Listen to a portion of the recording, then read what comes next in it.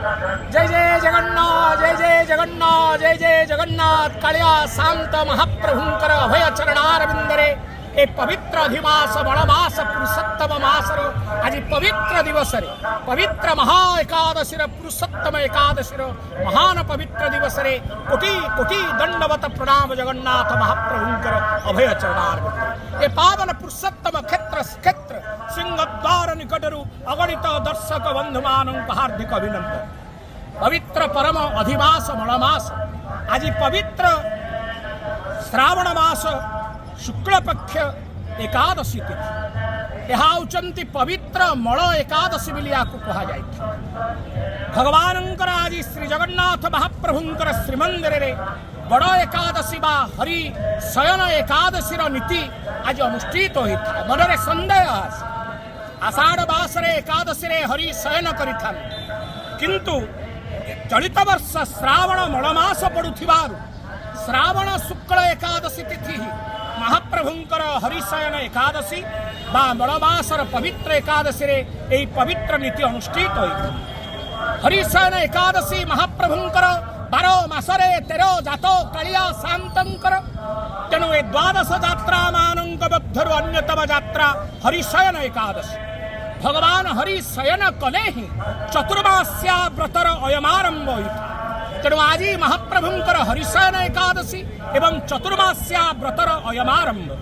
आज महाप्रभु हरिशयन करिवे श्रावण शुक्ल एकादशी रे मल एकादशी रे भाद्रव शुक्ल एकादशी रे पार्श्व परिवर्तन करिवे कार्तिक शुक्ल एकादशी रे हरि उत्थापन करिवे चतुर्मास्या व्रत मध्य उद्यापन होइथा।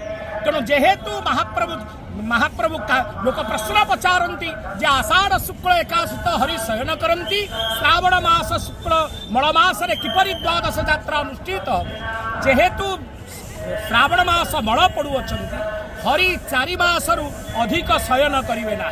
जदि आषाढ़ शुक्ल एकादशी रे महाप्रभु शयन करिथान्ते 5 मास शयन ही थांता जहाँ विधान युक्त नुहे।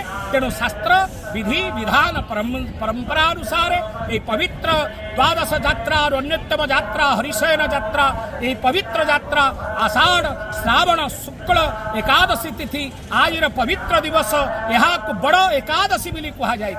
जो माने पवित्र एकादशी व्रत अयमारंभ करती आज दिवस ही से माने व्रत अयमारंभ करिवे। तेणु आज पवित्र बड़ एकादशी मलमासर पुरुषोत्तम एकादशी द्वादश यात्रा एवं हरिशयन उत्सव जगन्नाथ महाप्रभुंकर श्रीमंदिर रे आज हरिशयन नीति अनुष्ठित हेब। प्रातरु श्रीमंदिर द्वार फिटा हुई मंगल आरती आरंभ करी बड़ श्रृंगार वेश सरिला परे पुनर्बार महाप्रभुंकर बड़ श्रृंगार वेश बैलम हुई महास्नान हुई शयन कक्षरु नारायण वृत्ति आसी यथा विधि विधान अनुसार महाप्रभुंकर हरिशयन नीति संपन्न हब। आज 2टी बड़ श्रृंगार वेश महाप्रभु श्रृंगार हो।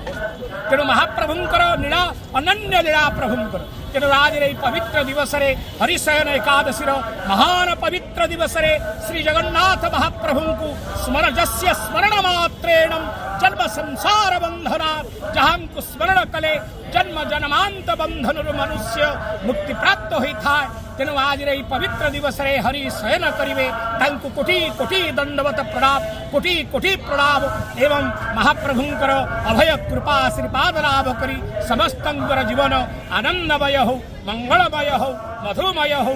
यहाँ प्रभु श्री जगन्नाथ पुरुषोत्तम निकटरे आज पवित्र बड़ एकादशी पुरुषोत्तम एकादशी हरिशयन उत्सवर पवित्र दिवस कोटि कोटि दंडवत प्रणाम।